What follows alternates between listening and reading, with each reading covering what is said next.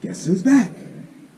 Bubba G. And Bubba G is teaching Bible basics for all those who want to know, but especially those 10 and under, because you must learn.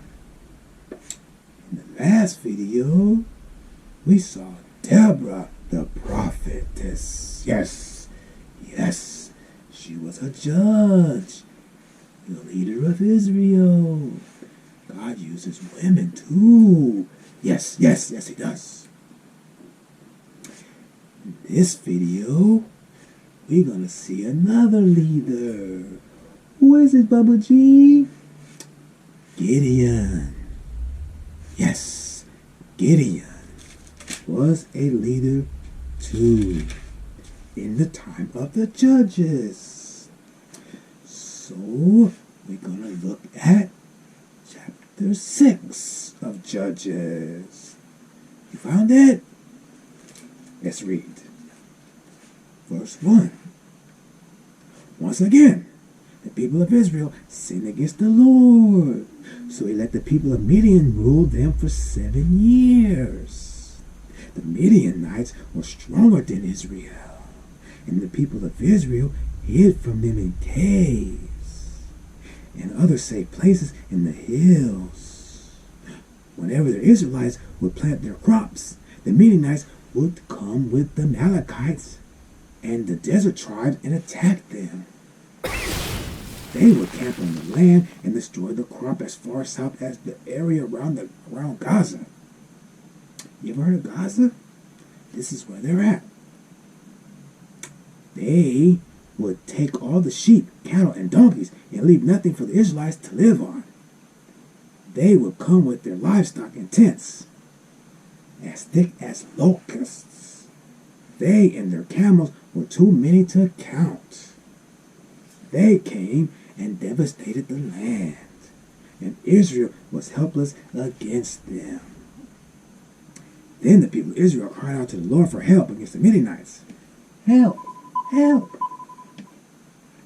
Help us, Lord, please! And he sent them a prophet who brought them this message from the Lord, the God of Israel. So God, they were crying to God. God sent a prophet. This is what he said. I brought you out of slavery in Egypt. I rescued you out of slavery in Egypt. This is what he said. I rescued you from the Egyptians and from the people who fought you here in this land. We're going to read that again. Where you at, Bubba G? Judges 6:7. Then the people of Israel cried out to the Lord for help against the Midianites. Verse 8. And he sent them a prophet who brought them this message from the Lord, the God of Israel. I brought you out of slavery in Egypt. I rescued you from the Egyptians and from the people who fought you here in this land. I drove them out as you advanced, and I gave you their land. I told you that I am the Lord your God, and that you should not worship the gods of the Amorites, whose land you are now living in. But you have not listened to me. Verse 11. Then the Lord's angel came to the village of Ephraim and sat under the oak tree that belonged to Joash, a man of the clan of Ebi and Abiezer. His son Gideon was threshing some wheat secretly in a winepress, so that the Midianites would not see him. The Lord's angel appeared to him there and said, The Lord is with you, brave and mighty man. Gideon said to him, If I may ask, sir, why has all this happened to us if the Lord is with us? What happened to all the wonderful things that our fathers told us the Lord used to do? How he brought them out of Egypt? The Lord has abandoned us and left us to the mercy of the Midianites. Then the Lord ordered him, go with all your great strength and rescue Israel from the Midianites. I myself am sending you. So God is saying to Gideon, you, mighty man, I'm sending you to help your people. Gideon is like, may I ask you, sir? Verse 14. No. Verse 15. Gideon replied, but Lord, how can I rescue Israel? My clan is the weakest in the tribe of Manasseh, and I am the least important member of my family. The Lord answered, you can do it because I will help you. You will crush the Midianites as easily as if they were only one man. Gideon replied, if you are pleased with me, give me some proof that you are really the Lord. Please do not leave until I bring you an offering of food. He said, I will stay until you come back. This is what God said. I will stay until you come back. So Gideon went into his house and cooked a young goat and used a bushel of flour to make bread without any yeast. He put the meat in a basket and the broth in a pot, brought them to the Lord's angel under the oak tree, and gave them to him. The angel told him, put the meat and the bread on this rock and pour the broth over them. Gideon did so. Then the Lord's angel reached out and touched the meat and the bread with the end of the stick he was holding. With the end of the stick he was holding, fire came out the stick. No, back up. Let me back up a little bit. We're going to see what the angel did. Okay? Let's go back. Verse 20. The angel told him, put the meat and the bread on this rock and pour the broth over them.